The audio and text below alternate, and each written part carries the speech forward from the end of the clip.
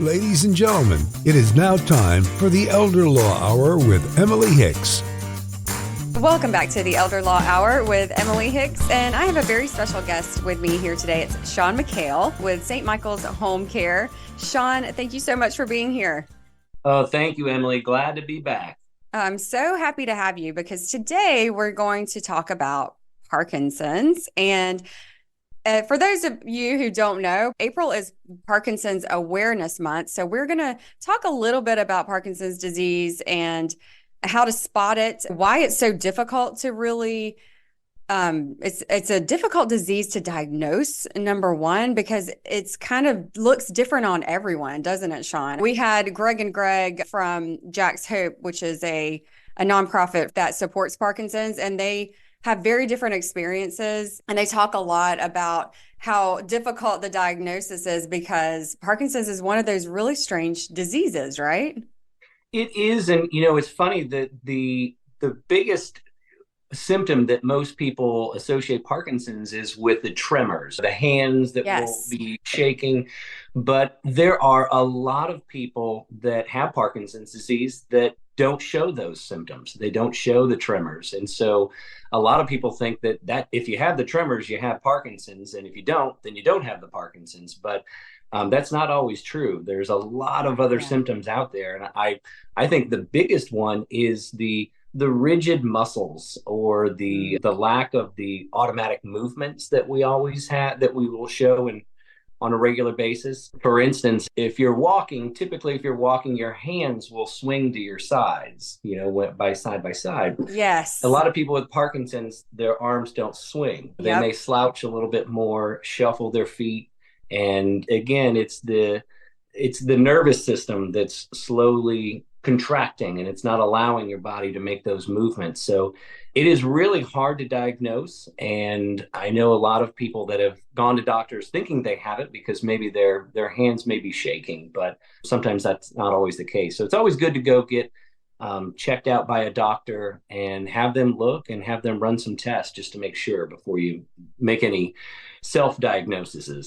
Yeah, for sure. Definitely, there's a lot of damage that can be done by just Googling everything.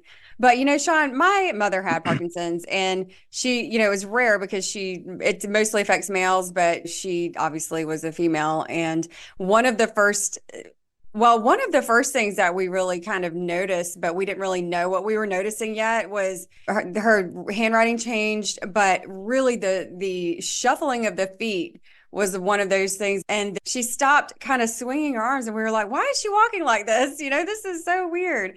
And we didn't know that was kind of part of it at the time, but the loss of smell, she couldn't sleep. It was like just she had no energy, all of these things. But for her, that diagnosis, it was like they ruled every other thing that you could possibly think of. They had to rule out first. So it took her about a year to get diagnosed. Wow. It was crazy. And funny you mentioned that, Emily, because I also have a loved one that has Parkinson's disease. And it was the same thing when trying to get that diagnosis. At first, they said, it was something different. And then they finally landed on, okay, it looks like it's most likely going to be Parkinson's. So even for doctors, it's difficult to diagnose. So that's why it's important for anybody who shows some of those symptoms, like I said, whether it be the tremors or the slowed movement or those muscles that are rigid, or another symptom is speaking softly. Yeah. A lot of people with Parkinson's will start to talk a little softer, a little slower. And so that's another symptoms. Their movements are contracted rather than, really being able to move and stretch their arms and whatnot. So good to go see a doctor and just get that checked out. But again, there's a lot of people that have Parkinson's disease that are thriving. Of course, Michael J. Fox is one of the most famous pioneers with Parkinson's. And he's had a really, really good quote when he said, people don't die of Parkinson's disease. People die with Parkinson's. And It's really interesting because it proves that this is not, the diagnosis of Parkinson's is not a death sentence by any means. It is really more of knowing what may be to come, and then living and thriving with it. So it is certainly something that people can live with and have very full quality lives with. So like I said, it's important to get that diagnosis from that doctor. Yeah, for sure. Because I think there is, and we won't go into that because neither one of us probably want to get into the medical side of it. But I do think that there is a lot of hope for people, especially with early diagnosis now. There's certainly a lot of research, and I know Michael J. Fox is like a really big part of that. He's been the poster child, for better or for worse, for Parkinson's for a really long time. So, yeah, I mean, I think certainly as early as you can get diagnosed and as early as you can start, treatment and managing your symptoms, the better. So you probably have a lot of clients that have Parkinson's. What does that look like for them? Because you guys go into people's homes, so you're seeing what they need and, generally what they don't have in place. So what does that look like for you? Well, I think one of the things, again, when we work with people with Parkinson's disease, of course, it's good to know ahead of time so we understand what those limitations are. But I think it's really important for those individuals with Parkinson's to keep moving, to keep active. Don't be sedentary. There are two really good programs for people with Parkinson's. One is called the Big program, where they promote big movements, people stretching out, standing up, reaching to the ceiling, really moving and exercising those muscles so they don't get that atrophy. And we've had a lot of people that love that program. So I would advise anybody listening to this show today, if they are thinking about Parkinson's, to look up that program. It's called the Big program. The second program that is really great is called the Loud program. As I mentioned before, a lot of people with Parkinson's will start to slur their speech, or they'll talk very softly where otherwise they would be very loud, but people can't hear them. So the Loud program really directs people to speak loudly, yelling loudly, exercising their tongue even, believe it or not, to keep those muscles active and moving, because that's what Parkinson's will do if left untreated. It will just decrease your nervous system to where you aren't able to take big steps or speak loudly or take an inhale very big and deep.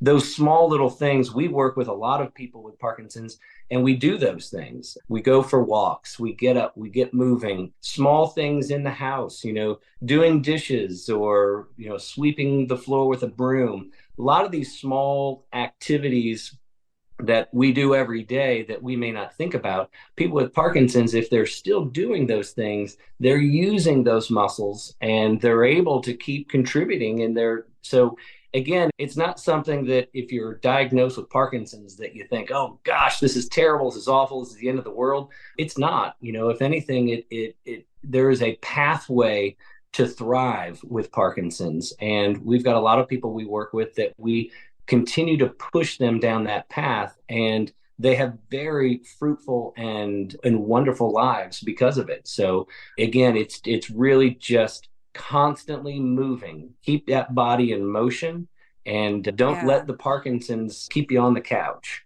That's what we like to say. My mom, she used to like to swim, get in the pool and swim around and things like that. So we always thought that was a really good one. But so for someone who may or may not have Parkinson's, just like an average client for you, let's say, how does it usually start? Because when I see a lot of people wait a really long time before they get any help, and I know that, I don't know if it's a generational thing. I think that's part of it. I know a lot of families, I hear so much of, we take care of our own, we don't need help. Maybe they want to keep things a little private. Certainly my dad was really like that because we were begging for help for a really long time, but he thought my sister and I were built in for that, which, as you know, I am not a nurse. I was like, I'm better on the paperwork side, but anyway, but luckily my sister is really great. She's a great caretaker, but people wait, they wait for so long until it becomes sort of crisis mode, but they don't have to, right? You guys provide a day or 1 or 2 days a week sometimes, right? Certainly, certainly. And I would advise that for anyone that sees their loved one starting to withdraw from their normal activities. I think that's really the first sign. I mean, even with with Parkinson's, again, the symptoms, the physical symptoms you can be looking for, but they're hard to see, especially when you are living with someone and you've typically it's a spouse, which Yeah. it's a husband and wife, and I'm sure a lot of people listening today can relate to where one spouse is the caregiver for the other. Maybe it's a lot of care, maybe it's some subtle care, but overall, if there's a husband and wife together, one of them is a little bit more active than the other in caring for the other. So when you see your spouse starting to withdraw and not partake in some of those fun things or activities they used to do, whether it be going out to lunch or going to a Bible study or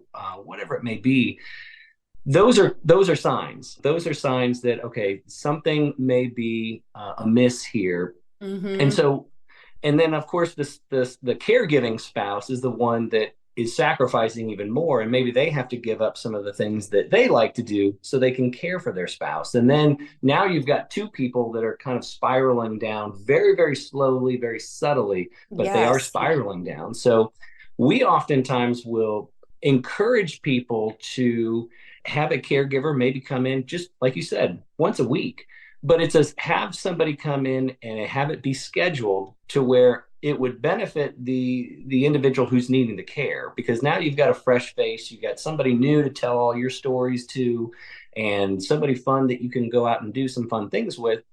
And then the caregiving spouse, they can get away and go have some fun. Again, we have done this many times with a lot of different people, and I will talk to that caregiving spouse after our first day of care, and they said, it's like a whole new world out there. They said, I was able to go shopping, I played golf with my buddies, or I had lunch with a friend I haven't seen in years. And it's such a positive experience. And so I think, Yeah. wow, I wish people would follow that. You don't need to wait, as you said, to get into crisis mode where all of a sudden it's, okay, I need somebody 7 days a week. I need overnight care. I haven't slept in 3 months. Right. That's the crisis everyone wants to avoid. So I encourage people to start real slow. Start with just 1 day a week where that caregiving spouse can carve out that time where this is your time. You're off the clock, I like to say. You can go do whatever it is you want to do. And it works out for a lot of people. Yeah, absolutely. And it's funny that you mentioned that, when you see those first signs, for us, and I'm apologize for talking about myself. It's just my experience with it. We just saw all of these things and we didn't put two and two together. We didn't really know what we were seeing at the time. But one of the first things was that my mother stopped having lunch with her friends.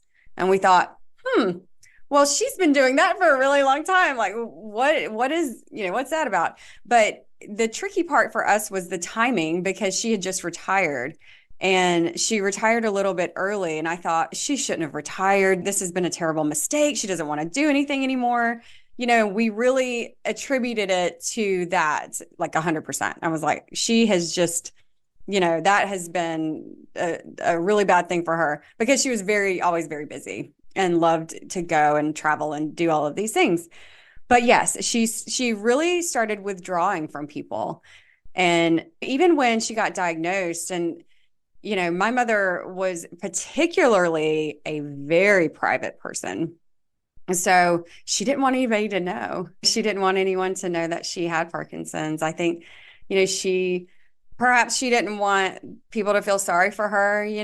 She kind of hated that, but she was just really private. And so the result of that, though, was a lot of resentment from her friends, kind of thinking like, what's her problem? They didn't know anything. And then they thought we knew, but we honestly didn't know for a really long time. And so she became more and more isolated. And I wish that at that point we could have maybe started this process with someone like you, because it at least would have had someone come in, talk to her, let my dad kind of go do his thing for a while, because and my, I'm so impressed with how my father handled it, because he's not a natural caretaker. He's more like the Clint Eastwood type, like he's a very tough guy. He's very, I don't know, just you don't mess with him. But he was amazing. He was amazing at it. And we were like, wow, didn't know he had that in him, but he did a great job. But I know that a lot of resentment can probably build up. Sean, I spent probably 4 hours in the car driving my kids around yesterday. And I don't want to be resentful about it, but I'm like, wow, this is, it's when you got kids, it's like so much of your time, right? And you don't know that life before you're a parent, but it's sort of the same thing when you take that on for a spouse or for a loved one, right? It certainly is. And it's difficult because, again, with your spouse, you've probably been married for a long period of time. And so it's easy to lash out at the person that is closest to you. And so that animosity certainly can grow. And so when it comes to with Parkinson's, I think when people first get diagnosed, it's crushing. They think, oh my gosh, I've been labeled. And so, like you said with your mother, a lot of people don't want to just announce to the world, hey, everybody, look at me, I've got Parkinson's, because they think, oh gosh, I'm going to be ostracized, or I'm going to be looked down upon, that sort of thing. And oh, my life is going to change instantly. And I think the thing to remember with Parkinson's is it's a very slow progressing disease. Yeah. And so it's not something that is going to change your life immediately. It will slowly. But my advice would be to those people that have that diagnosis is to, it may sound crazy, but I'd say embrace it, own it, and just understand that these are the things that may start to happen. Because again, some of these symptoms don't happen to everyone, but don't be afraid to tell people, hey, this is what I have, this is what happened. People don't need to worry, it's not contagious. So you can still go out and be with your friends and go out and visit with people and still embrace your life and enjoy it the best you can. There certainly will be some limitations, but there's things that you can do, like I said, with those programs on being active and being and just engaging as much as you can in different activities.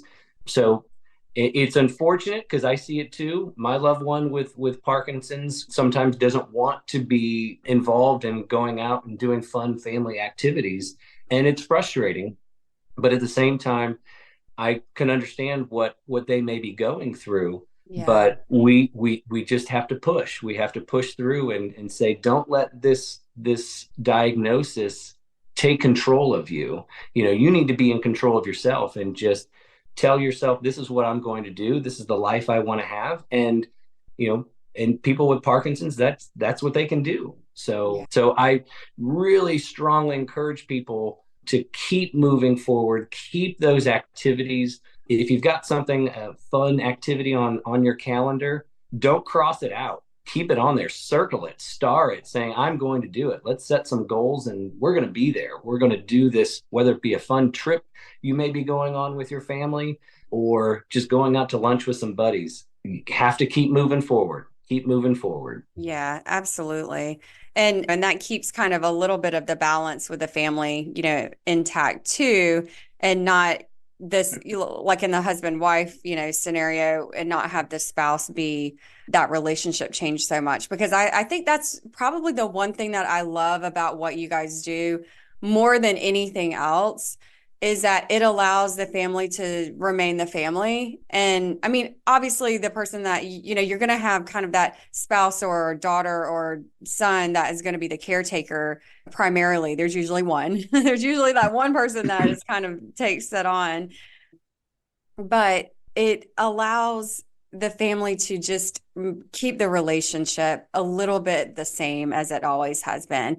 And you not feel like you're a nurse or you're playing this role that maybe you're not cut out to do. And I joke about that because I was like, gosh, I'm the worst nurse ever. Like I'm spilling medication everywhere. I don't know, because you're so frazzled or you sleep deprived or whatever it is. I love that you guys provide that service for people. I think it's so important to have some semblance of the family dynamic if you possibly can. Sure, sure, absolutely. And for a lot of people, when they're caring for their spouse, they'll say, you know what, this is not a job that I anticipated ever doing. A lot of people say, gosh, I thought it would be me that would have more medical issues versus my wife or my husband. And now they've become a full-time caregiver. And it completely, like you said, completely changes the dynamic of the relationship. And Yeah.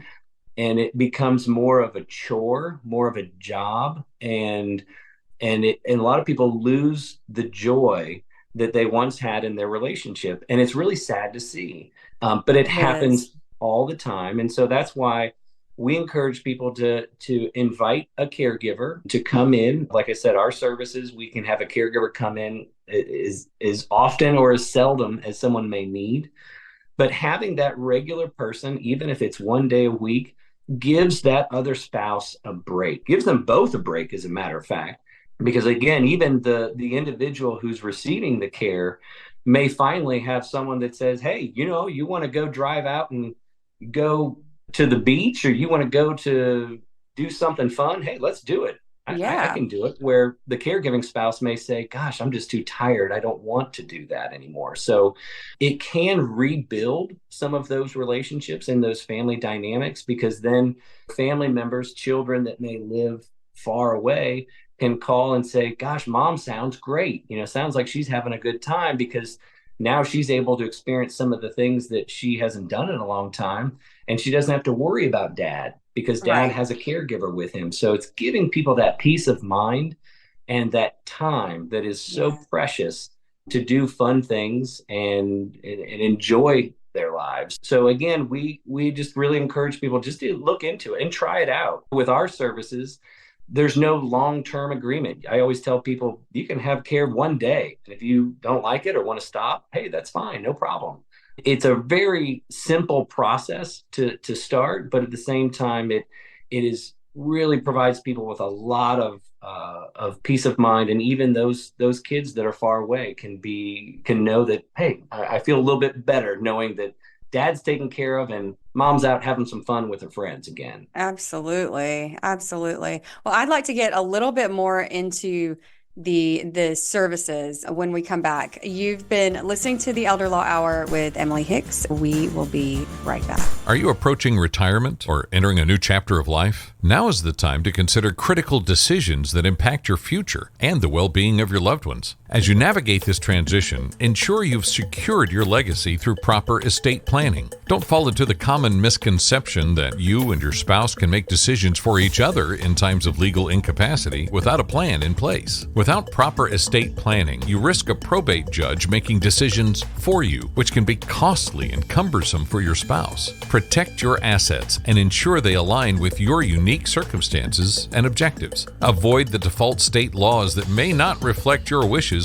and could lead to unintended consequences, such as disinheriting your spouse or forcing them to litigate your estate. You also may be considering the possibility of a new relationship after the loss of a spouse. It's essential to enter these relationships with clarity, safeguarding your assets and preserving existing family ties. A premarital agreement becomes crucial in these situations, providing legal protection and clarity. When it comes to your children, thoughtful estate planning is key. Protect their inheritance from squandering, divorces, lawsuits, and bankruptcies. Your hard-earned wealth should be a source of security, not vulnerability. Additionally, plan for long-term care, a significant consideration as you enter retirement. Secure a long-term care insurance policy while you still qualify, and explore alternatives that can convert into life insurance if not needed. Statistics show a 70% likelihood of requiring long-term care after the age of 65, making proactive planning essential. Our team can guide you through this process, helping you replace impersonal state-written plans with a tailored approach that safeguards your assets and family. Don't overlook estate planning as you approach retirement. Book a call with us today to secure your future with confidence. Visit emilyhickslaw.com and book a call today. We'd love to help. Welcome back to the Elder Law Hour with Emily Hicks. I'm here with Sean McHale with St. Michael's Home Care. Thank you so much, Sean, again for being here with us today. I really appreciate it. I'm really happy to be here. I love talking about providing care for people, and I could talk about it all day long. Let's get into it, because I feel like a lot of times the first thing that happens with a family is a fall or some type of incident. Perhaps it's a diagnosis or something like that. I had a client recently who had a father collapse and ended up, he was in a smaller town and had to be taken by life flight to the hospital. And the situation was with his dad that they didn't have any estate planning document. They didn't have anything done. Okay. So he's trying to get information. It's so difficult. His mother is ill as well. So it's just kind of one of those nightmare situations.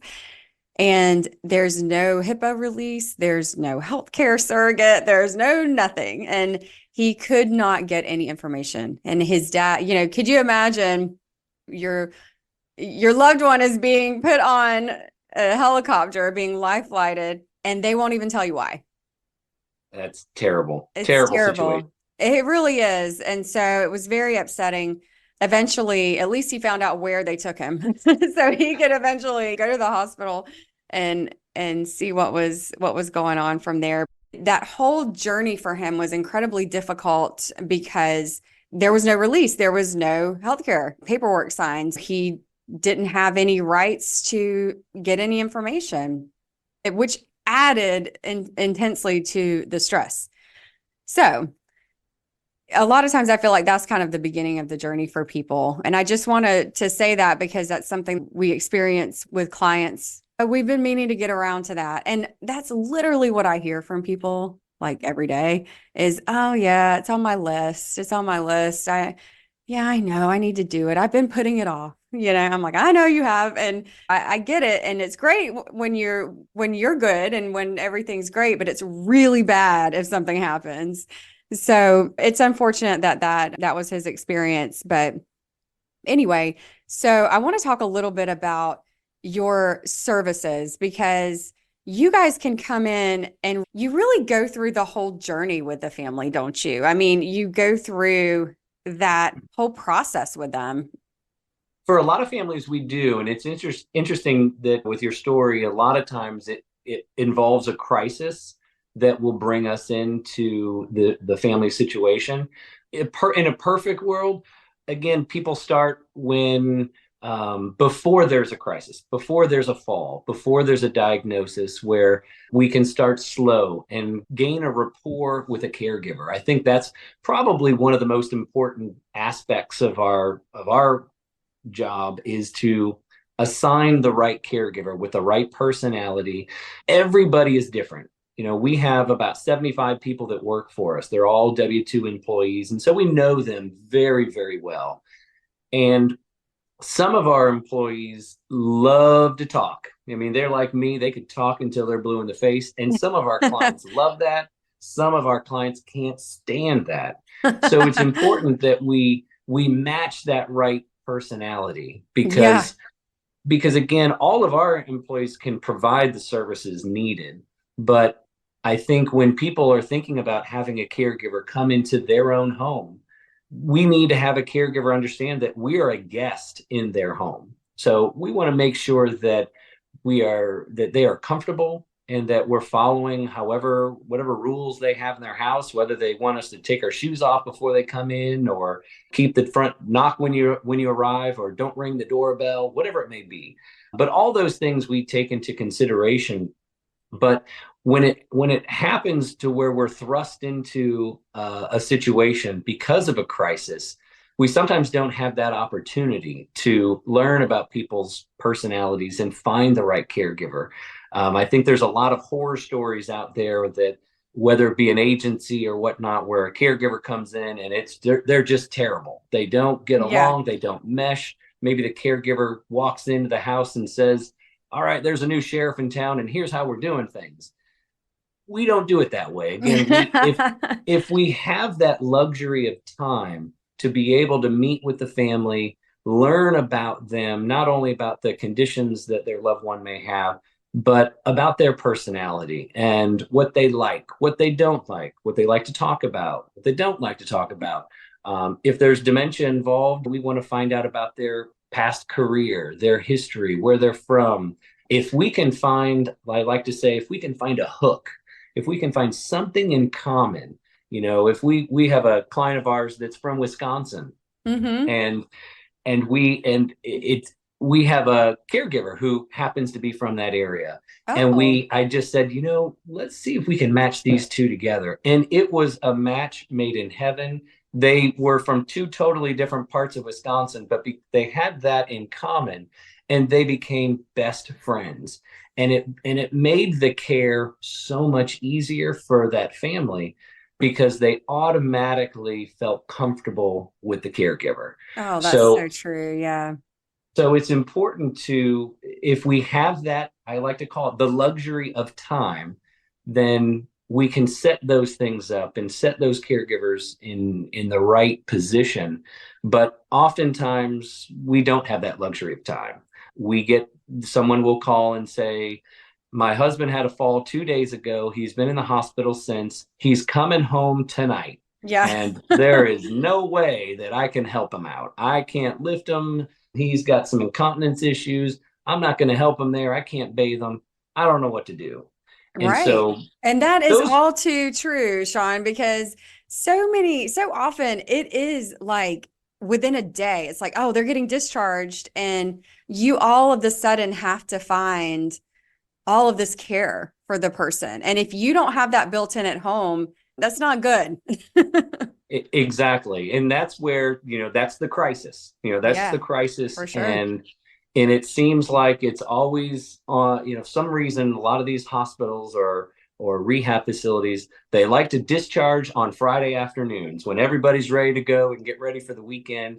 So even with our staff, I always say, hey, be ready. It's Friday. We'll always be ready for Yeah. those crises. But that's the nature of what we do. This is our business. We've been doing it for over 10 years here in the Northeast Florida area. So we're no strangers to it. And so we certainly have people in place, and we've got those protocols set up to help people when those crises set up. But we certainly will transition with families and with people as they age and as their diagnosis may progress. So we help out a lot of people as they go through those end stages of life, even when hospice becomes involved. We can Yeah. help people and assist them with that. Yeah, I was gonna say, well, just to your point earlier, just about how important connection is with people. I mean, we know that as human beings, but my father-in-law was in the hospital recently, and he really didn't care for most of his nurses. They didn't really, most of them didn't really establish much of a connection, I guess. But there was one lady who said, "Oh, I see you're a golfer." And my father-in-law, to say that he loves golf is like probably, the biggest understatement. He loves it. It plays every day, has played every day, if possible, for many, many, many years. So he instantly, she said, "Oh, well, I don't play because I'm really bad, but my whole family loves golf, and they played here. And have you been to the Masters, or have you done this or that?" And he instantly, I mean, it was just, it changed everything, and it's such a wonderful thing. And they were able to really build a relationship off that, just that one little thing in common, even if they don't really have it in common. It's just so important for people, I think, to have that connection. And I know recently, you were telling me a story about a mutual client of ours. But we have a lot of people here in Jacksonville with the military background too. And so a lot of times when you go into their house, you can probably tell when they've been in the military because it's immaculate, right, Sean? It is. You are exactly right. You're exactly right. And a lot of those individuals, they take pride in doing those things. And so especially for those individuals and that client that we're talking about, they don't want anybody to take that away from them. I think there's a lot of people that we provide care for. They tell us, hey, this is how I've done it, and no one's going to change the way that I'm doing it. So that's why it's important to meet with people and get to know them on how they like to do things. I'll share with you a quick story. We had a woman that we provided care for a while back. She was 100 years old. And when I first met her, she was very, very against having a caregiver. She was very independent, did not want to have anybody coming in. But her daughter said, "Hey, look, Mom, you need some help just to help you around the house." And so we walked through the house, and she was showing me all the different things and things that we needed to help with. And we got to her bedroom, and her bed was made and it looked perfect. And she said, "Now, I'll tell you, Sean, the caregiver can certainly help me with a lot of things, but they are not going to make my bed." And I said, okay. She said, "I have made my bed every single morning my entire life since I was 4 years old, and no one's going to take that away from me." And Oh, wow. of course, we know that putting on the fitted sheet for the bed is very difficult. The daughter of this woman told me it takes my mom almost 30 minutes to make her bed every morning, but it's really hard. It's taxing. She has arthritis in her hands. So when we brought our caregiver in, I made a very big point to brief that caregiver on specifically making the bed. So we have to make sure that that client feels that she is still contributing. She still has purpose. She's still doing the things that she has done every day for her entire life. And I told her, I said, "We are not going to break that streak for you. We're going to keep that streak going." Oh, So our that's caregiver great. will certainly help with those things. We'll get that fitted sheet on the corners of the bed, but we'll have her help. We'll hold the pillowcase while she puts the pillow in there. So she still feels like she is still doing it. I got it. I still got this. And for her, it's really important. And I always tell our clients, if it's important to you, then it's important to us. So it was Yeah. a really, really neat thing. And every time I'd go out and visit with her, I would always tell her, "Hey, I need to go check your bed. I want to make sure that streak's still going." And she would laugh and she would proudly show me her perfectly made bed. And our caregiver would just smile and everybody was happy. So it's those small little things can make such a big difference in people's lives. So it's important for any care provider to learn what is really important to this individual so we can keep that going. We want to keep those good vibes going.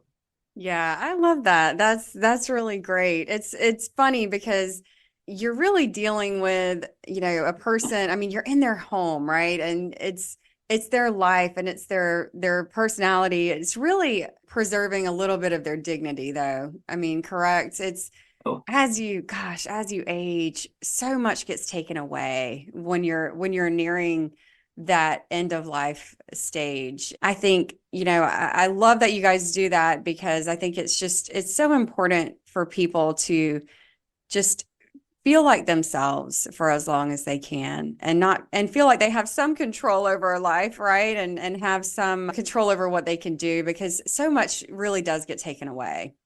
you're right. And that's the big difference between having care and aging place in home versus maybe independent or assisted living facility. When you're at your home, you're in your surroundings. That's your home. That's your safe place.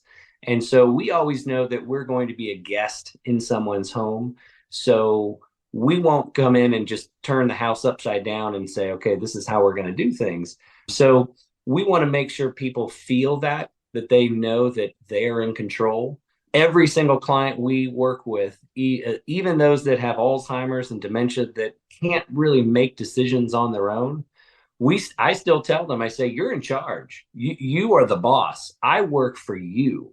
We want to make sure that that person is happy, and we want to make sure that they understand that we're not in a hospital setting where they're in charge. You work on the nurses' schedules or the doctor's schedules, and they may come in at 3 o'clock in the morning. They may come at 3 in the afternoon. If anyone listening has ever spent any time in a hospital setting, no, you don't ever get any sleep. You you don't know It what's going to happen. I mean, they right. come in at all times. They wake you up. They turn the light on. I got to check your vitals. I got to do this. I got to do that. I mean, who knows when the doctor's going to come by? I mean, it's all you are at their mercy for sure. Yep. And you have no say in who your nurse is or who's coming in to help you with this or that.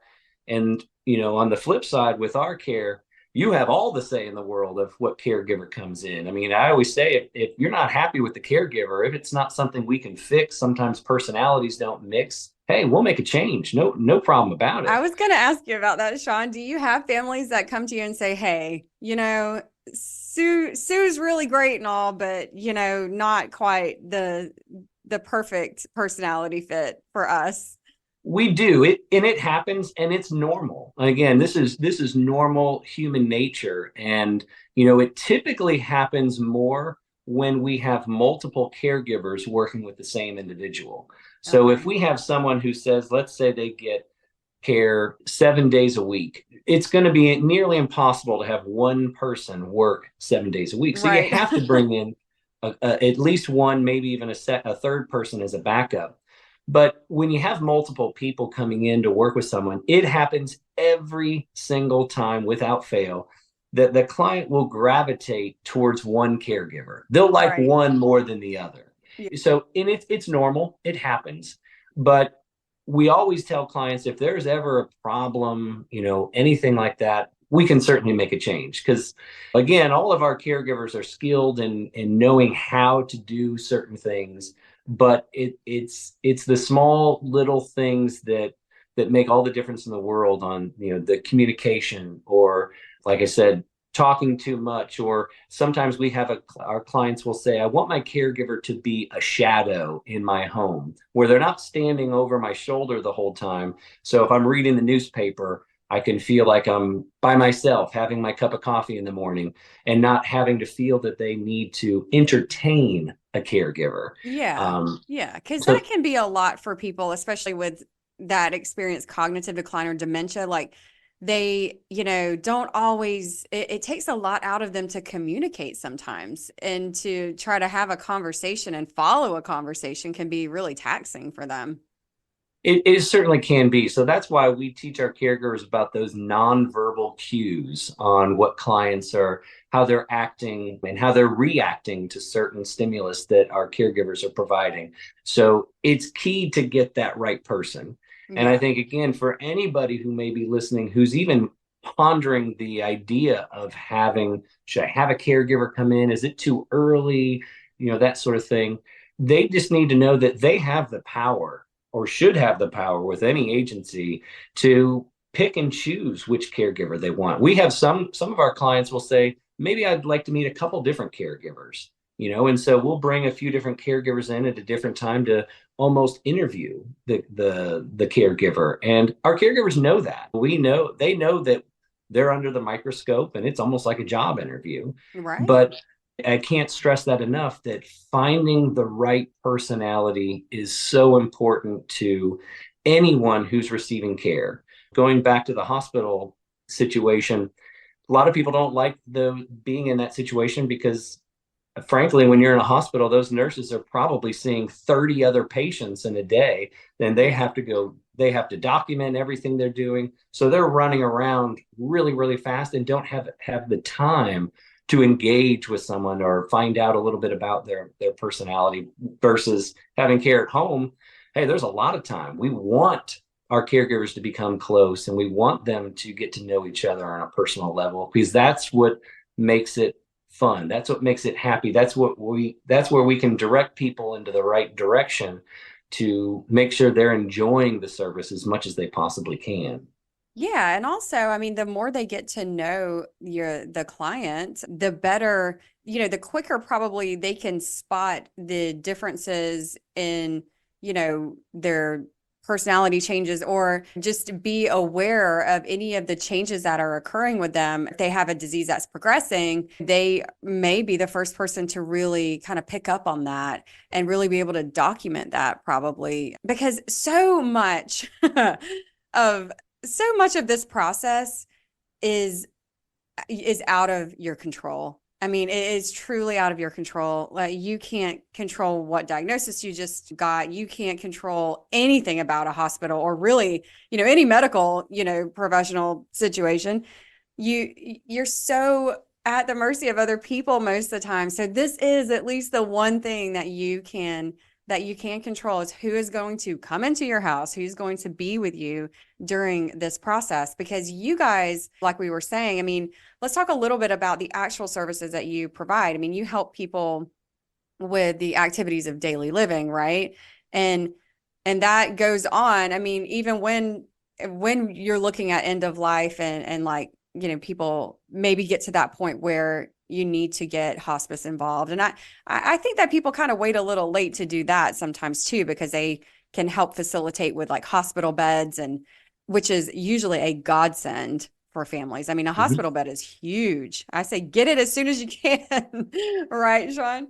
You're right. You're right. And again, it's hard to know when to start care, but again, it's for a lot of families that have never gone down this road before. When you talk about hospice and end of life care, a lot of people don't know what they don't know. They don't know about not only the physical side of things. If your spouse, again, is under hospice care and is incontinent and needs to be changed, they need to be bathed on a regular basis, or a lot of other issues that may pop up, versus the emotional side of things that, hey, I've been married to this person for 50 plus years, and now here it is, we're nearing the end. And then you also have family dynamics when you have kids involved, and you know, mom, you should be doing this, or hey, what's going on with dad? So it really can encompass almost a full-time job, and it is just overwhelming for a lot of people. And most people who go into that don't realize how overwhelming it can be. So having someone come in, having some care in place can assist with that, and we can supplement some of that care. So again, you can have a break. People can sleep. I mean, again, we talk to families all the time where the one spouse is caring for the other, and they say, I just can't do this. I'm not sleeping right. I'm not eating right. I'm missing doctor's appointments of my own so I can care for my spouse. So a lot of times that caregiver can become ill and sick on their own, which again starts that spiral of both of them downhill, and it can be dangerous. So having some care in place can assist, even if it's just a day or two, it can help. Yeah, and some of the things too. I mean, caregivers have all of the good tricks. Like as far as like knowing how to change bed sheets with the person in the bed. I was amazed when I saw how they bathe, and as a normal person that's not a nurse, I didn't know how to do any of that stuff. And it was such a huge relief to have somebody come in, even just for the bathing, for the just checking on things, changing the sheets. Like I'm still not sure I can replicate the changing of the sheets with the person in the bed, but I was really fascinated by that. I'm like, wow, that's they have all of the tricks of the trade that we don't have. And it's a tremendous relief to have that person come in and help you out with seemingly something that you think you can do, but it's a lot different when it's an adult. It's not a baby, it's your mom or your dad or your spouse. And it's incredibly hard to fill that role and be able to do those things when you don't know what you're doing. Right, exactly. And we have a nurse on our staff that we do annual training with all of our staff members. And we do teach that, how to make a bed with someone in the bed. And I need to do that for my kids too. Yeah, no kidding. We all do, but there is a certain technique that you can do that is very safe and easy, and our caregivers know that, and so we can help people with those things so they're not just completely discombobulated when that situation arises and they're thinking, oh my gosh, again, I'm overwhelmed. I can't do this. And that's the worst thing that a caregiving spouse can say. I can't do this, because then you're thrown in the towel and you need some help. So that's where we can come in. But our caregivers can see those signs. You mentioned about having that longevity of the same person coming in to work with the same client, that they can see if, okay, this person is now complaining of some pain in their knee and they didn't have that, a while ago, or I see this cough coming up and this cough wasn't here a couple of days ago and it's persistent. We can oftentimes head off some of those things at the pass where we can notify the family, notify the doctors, and say, here's some things that are happening. Let's go get it checked out. Whether it's a UTI, I mean, I think that's probably one of the biggest, most common thing that happens. That lands you in the hospital a lot It of can land times. you in the Yeah. hospital, but it is so preventable.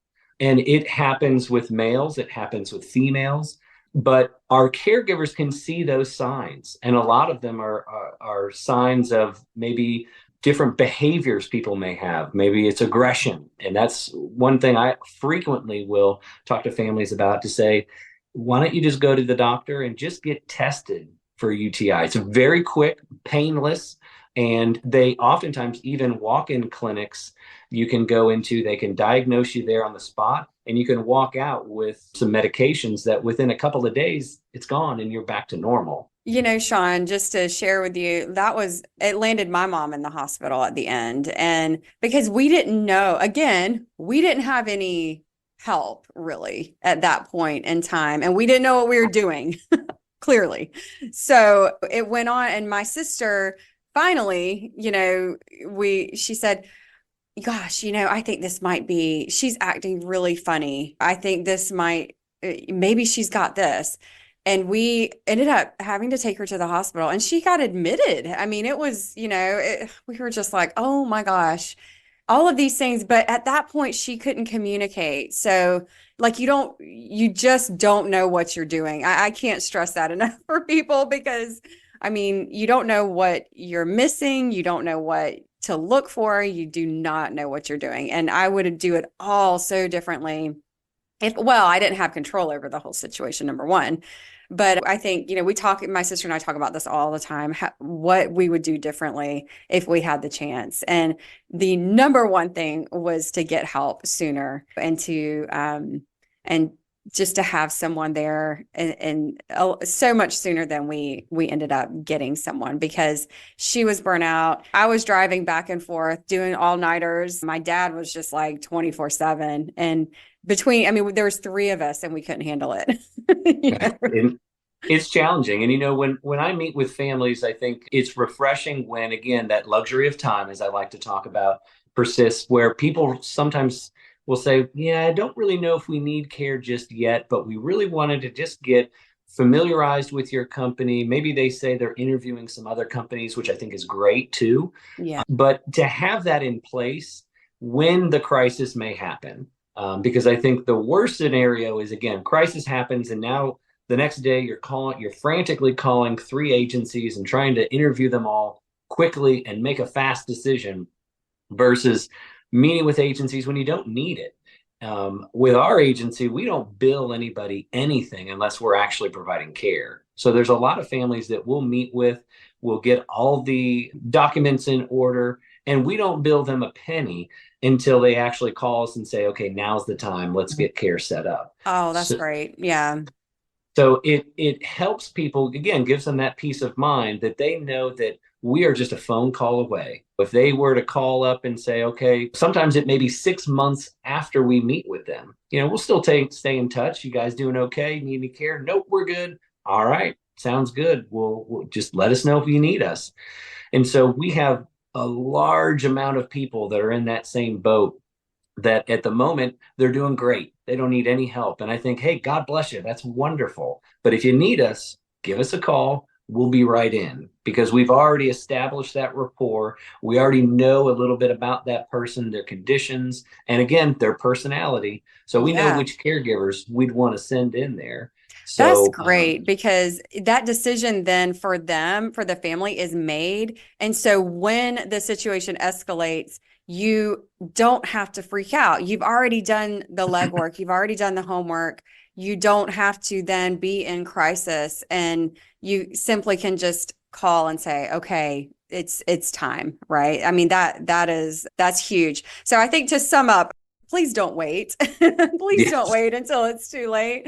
And I say that with getting your documents in order. That's, the first thing I hope that you would think of. I know nobody wants to do it, but it's so super important for, every reason to maintain your dignity, to let your family be in on these decisions that are going to have to be made for you, to allow them to take care of you financially and medically, and certainly to then make the decisions about how you want the end of life care to be provided to you. So Sean, thank you so much for being here today. We would love to tell our listeners how to get in touch with you before they actually need it, right? Sure, exactly. Yeah, you got nothing to lose. It's just a phone call. Again, St. Michael's Home Care is the name of our agency. I think the best way people can reach out to us is to just Google St. Michael's Home Care. Our website is stmichaelshomecare.com, and we cover all of Northeast Florida. And we've got caregivers all over the area, all different types. Again, we've got young caregivers. Our youngest caregiver is 21 years old. Our oldest caregiver is 76 years old. And we've got everybody in between. So love to help out anybody who may be thinking about just inquiring about getting a caregiver or having some care at home. Thank you so much. And we will put links to Sean's company, St. Michael's Home Care, on our website. Elder Law Hour. If you are still looking to get some legal plans in place for estate planning, give us a call. Me or Brittany would love to speak to you about that at emilyhickslaw.com. You can schedule an initial consultation for free, just like Sean. I know you guys offer that as well. So don't worry, I'm not going to send you a bill in the mail if you if you give us a call at emilyhickslaw.com. Thank you so much. You're listening to the Elder Law Hour. We'll be right back.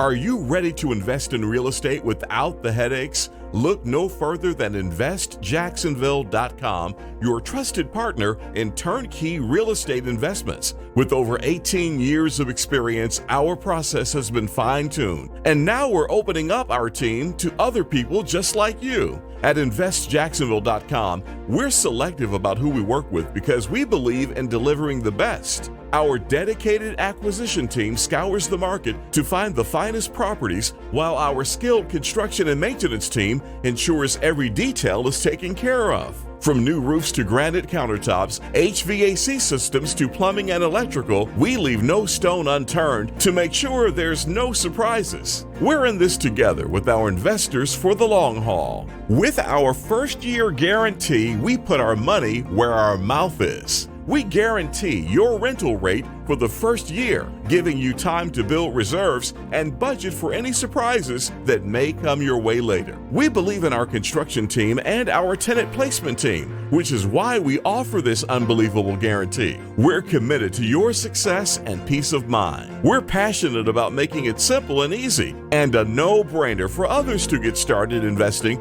because we know what real estate can do for people to reach financial freedom. So if you're ready to invest with confidence, contact Invest Jacksonville today at 904-536-3000 or visit our website at investjacksonville.com. Let us show you why there's nobody quite like us. investjacksonville.com, your authentic partner in hassle-free real estate investing. Contact us now. Thank you for tuning in to the Elder Law Hour with Emily Hicks. Join us this and every Saturday for the Elder Law Hour with Emily Hicks.